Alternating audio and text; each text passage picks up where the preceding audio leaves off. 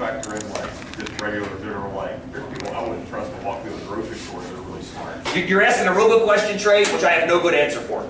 You're talking street sense versus book sense? Well, you have to factor that in somehow. Just because they're really smart doesn't mean they're... You got to define intelligence properly. And I'm not sure I can define that, right? I totally agree with that. No, I do too. I absolutely do too. I mean, Jason, the mathematician, the brilliant mathematician, I wouldn't trust him to like put air in my bike's tires. Yeah. Let alone walk my kid through the park. He'd just wander off, start integrating trees. My kid would walk into the pond. No, I'm not saying I value these numbers. I'm saying once we know the numbers are there, we can measure them, yeah? Does that make sense? So let's go back. Let's try to use technology, yes? Let's try to use technology. Remember the program we were using at the end of the day yesterday? At the very end of the day. Remember the new one? Stenormal. Remember Stenormal? Yes.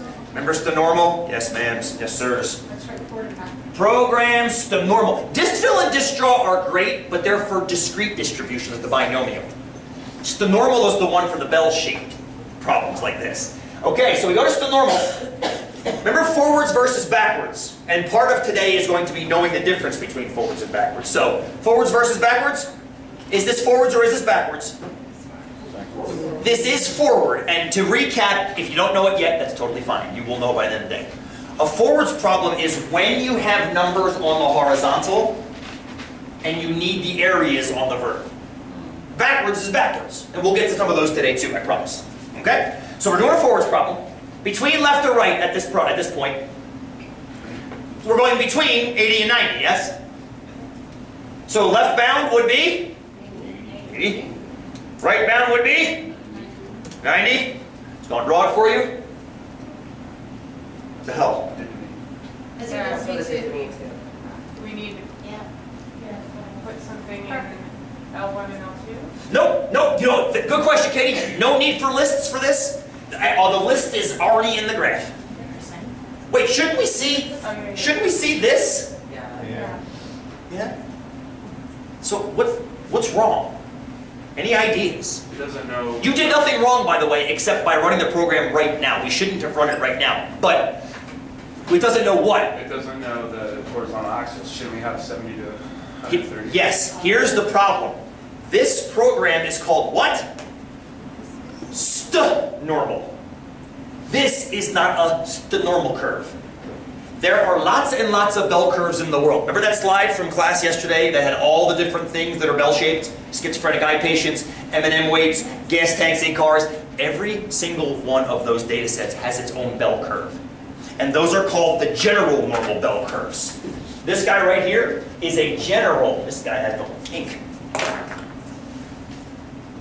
This is a general normal bell curve, or normal distribution. General normal bell curve, or normal distribution. The problem is, your TI, now hopefully you can appreciate why I didn't write this and call it just normal. How could I do that? I'd have to put every single curve into the TI, right? So rather than do that, I wrote stub-normal. In order to get you to draw the general normal curve, and then we can do a little conversion down here, and we can change it to the standard normal curve. Think we can do this? Say yes. Yes. Yes. So for example, what would 100 correspond to on the general, on the standard normal curve? 0. That's exactly right. Remember yesterday? The standard normal curve has 0 at the center. So whatever 100 is, it would be 0, because you're 0 standard deviations away from average at that point. If you're on average, you're 0 standard deviations away. Is that fair enough? What if you have an IQ of 115? How many standard deviations up are you? You're 1. So 115 would correspond to 1. Is that fair? How about 130? 2. How about 85? Make sure it's negative. Because if you just say 1, you don't know if you're above or below average, right? Negative implies that it's below average. Very good. How about 70? Good. Negative 2. Let me put a little line here. And if we needed to, we can go out further, right? Positive 3, positive 4, positive 5. What's 90?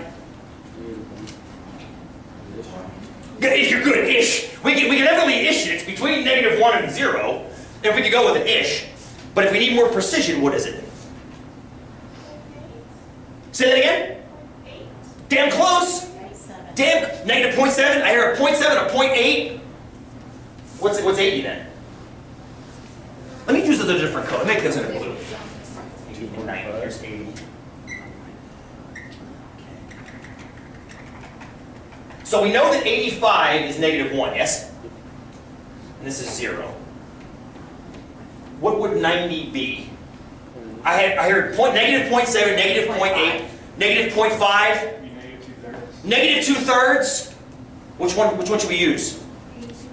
I heard a second for -2/3. Wait a minute, we got two -2/3 now. That's close to 0.7. A third for -2/3? How are you guys doing this? It's more precise. You do get more precision. If you know 85 is at -1, then this one is 90. If you go up 5 more, you're at 95, right? So what you've done is you've cut one standard deviation into 3 equal pieces.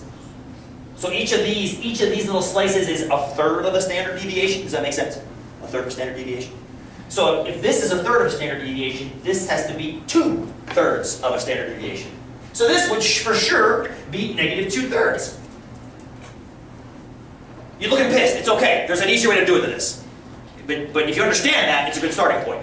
So what would 80 therefore be? -4/3.